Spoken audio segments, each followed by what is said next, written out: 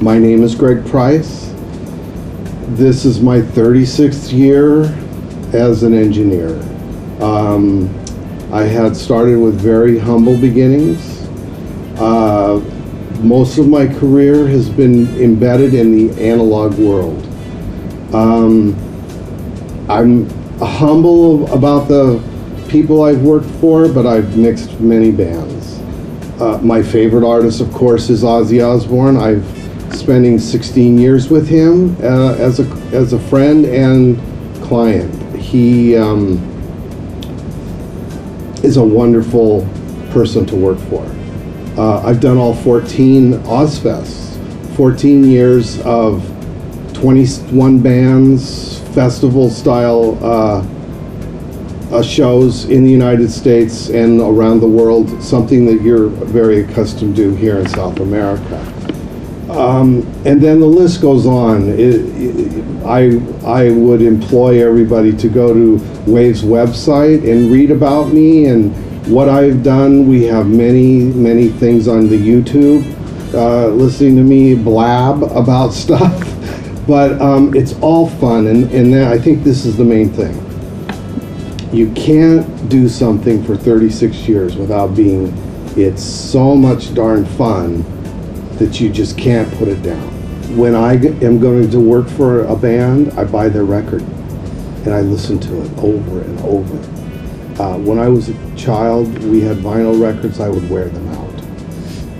And why? Because I was incensed with the texture and the tonality of music. So, ask me that question again. Basically, the relation between the audio engineer and the artist. I've always thought that as an engineer, because I started in the studio, so I watched great engineers and their relationship with the band members in the studio making the record. And I carried that right to the live stage. And it's so important, because if you are playing guitar and you are really passionate about a certain guitar section, I want to understand that, and I want to feel that, and I want to embrace it and make it part of my work in audio. So I want to bring your passion and your expression into real life. The band, whatever band it is, there are brothers and sisters in this endeavor, in this project. So if you don't have to be best friends, but we're best friends and brothers and sisters in our work. And this is so important, because I'll come back to your guitar solo. If I can't feel or try to absorb your feeling about this guitar part, then I'm going to miss it. I'm not going to make it big and loud and bright and full of life. It's a noble cause to try it. It serves you as an engineer so well, because first of all, the musician understands how much you care about what they're doing.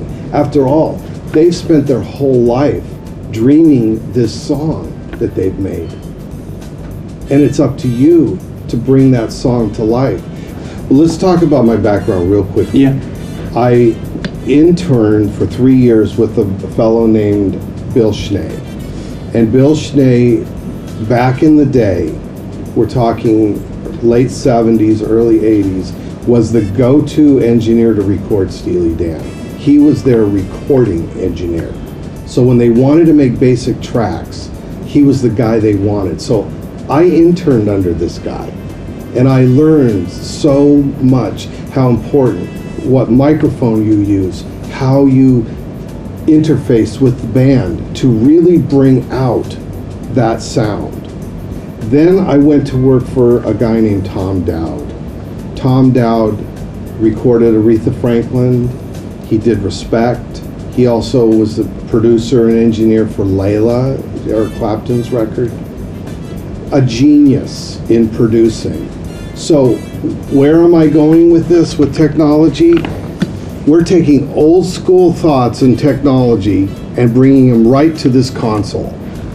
Because now, for the first time in live sound engineering, we're able to record, we're able to play back, we're able to use plugins that are the very close model to those analog pieces. It's all right here. So what does that do for a person like me? I'm producing live records every night right from here. And in this particular technology, there are so many ways for you and I to communicate, not only on a personal and a friendship level, but now I can share with you. I can share with you my recordings. I can share with you my EQ settings from this console. I can share with you my plugin settings with just a click of a mouse on the internet. Also, you and I can collaborate. We don't have to be here in this room together to collaborate. I can come up with the sound, I can send you the clip, you can work on it, and you can send it back to me. These are the kinds of things that I think going forward is going to forever change the way we work. Because now it's going to open the floodgates. There is no boundaries.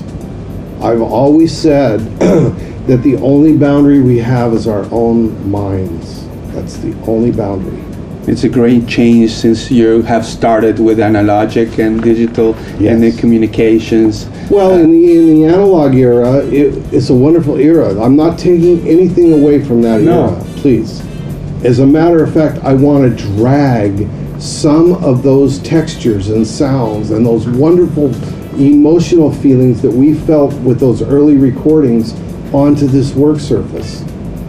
We're not going to give those sounds up, but we're going to take those sounds and we're going to expand them even further. We're bringing them into even another universe of an area where we can collaborate. We talked about collaboration. So you talked about, I'm a question answer. I ask questions. I ask a lot of questions. When I first got started, this was the only way you could get something out of a seasoned engineer. They felt that they had tricks. We talked about this. They were going to hold on to those for dear life. I'm not holding on to anything. I want to share everything I have for as long as I can, because this is our legacy. It really is. Yeah, I think so. For beginning engineers, or even people that have been doing it for 10 years, we talked about the importance of playing an instrument. As an engineer, from a pure technical standpoint, the piano has all the underlying fundamentals of sound, and it has all of those layers of timbre that happen with one note. So from harmonic to harmonic to harmonic, if you hit A440 on the piano, you're hearing all of these frequencies below A440 and above A440. So as an engineer, you're training your ear, so that when you hear something, you go to the equalizer and you know right away, that sounds like A440. Rock and roll is only in a couple of keys, okay? Well, once you learn that, then you could come up to somebody like Ozzy Osbourne and say, this song is in A, why don't we try it in A flat and see what it does to the sound. And when you lower the pitch of a song, this is a great trick that people have been doing in recording studios forever. It does things. Also, when you raise the key of a song, so by playing an instrument, this starts to give you these little tools that you have. Not only that, but then you're playing an instrument. Now, I can really speak to you about that guitar solo, how many bars you want to go, I can maybe start a conversation with it. You want to play 16 bars, but to really make it powerful, let's cut it to 8, and let's really position yourself so that when you hit that solo, you come like a freight train in the song.